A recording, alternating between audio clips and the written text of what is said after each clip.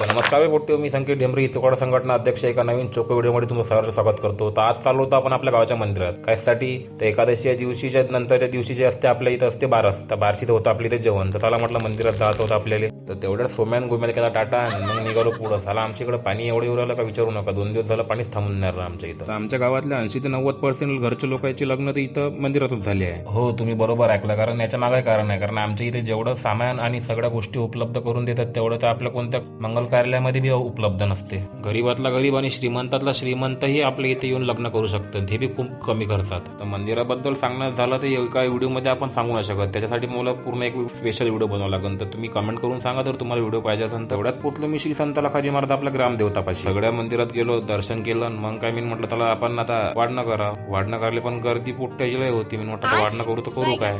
मग तेवढ्यात आपलं काही काम होतं नाही. तर मग आपला रिकामचोट धंदा होता. शिरीले म्हटलं काय करू रे भाऊ, तो म्हणे ठेंगा दाखव म्हणे. मी म्हटलं ठीक आहे. तेवढ्यात दिसले मग आपल्या गावचे दादा म्हणे आपल्या व्हिडिओत घे म्हणे. मी म्हटलं काही विषय काढा तुमच्यासाठी आपण मोठं झालोय म्हटलं. तुम्हाला जर व्हिडिओत नाही घेतलं तर मग लयच बेकार गोष्ट म्हटलं. मग ते तेवढ्यात राम भैया म्हणे तुम्ही जेवल बसून घ्या म्हणे. तुम्हाला तसं ड्युटीला जाता म्हणून पाणी चालू आहे. मी म्हटलं ठीक आहे रे भाऊ, तुझ्यासाठी काही विषय का म्हटलं भाऊ. तू म्हटलं मी ऐकलं नाही. मग काय बसलो बाई जेवाले. मग आले आपल्या गावाचे आन बान शान व उपसरपंच श्री छोटूदादा शिसोदे. मग काय दादाचा आशीर्वाद घेतला आणि मग केली जेवायला सुरुवात. मी म्हटलं कारण भाऊ जेवण is the most important thing in my life other than anything.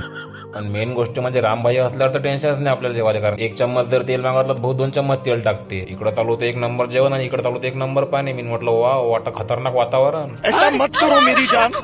तर पोट्यो हेवे वर्धा नदी इथं दरवर्षी बंबेकर पूर येते. ह्या जेवढ्या पायऱ्या आहे ना 100-200च्या वर तर पायऱ्या आहे. यातल्या फक्त 20-25 पायऱ्या उरून राहते. कारण पूर्ण पाणी भरून राहते भाऊ. एवढा पूर येते इथं. कारण धरण आपल्याला बहुत जवळ लागून इथून. तर हे आपल्या जेवणाच्या पंक्तीची जागा. इथं कमीत कमी 500 ते 600 लोक आरामात बसून जेवण करू शकते. हे आपलं स्वयंपाकघर. इथं कमीत कमी 2000 लोकांचा आरामात जेवण बनवू शकते. जेव्हा आमच्या लखाजी महाराज सप्ताह असतं तेव्हा रोज 2 ते 3000 लोकांचा स्वयंपाक बनते. आणि ज्या दिवशी काला असते त्या दिवशी कमीत कमी 5 ते 6000 लोकांचं जेवण इथं बनलं जाते. तर तसंच आपलं जेवण झालं होतं. मग मी म्हटलं पाण्या पावसात थांबून काय फायदा नाही. कारण आपल्याला निघालं तर गोडाऊनले. तर तेवढ्यात रस्त्यानं पाहतो तर भाई पराठ्यांना काय आत्महत्याच केली होती पाण्यात. मी म्हटलं पोहताना सत्य तर कायले मारता मी तिथं जाऊ.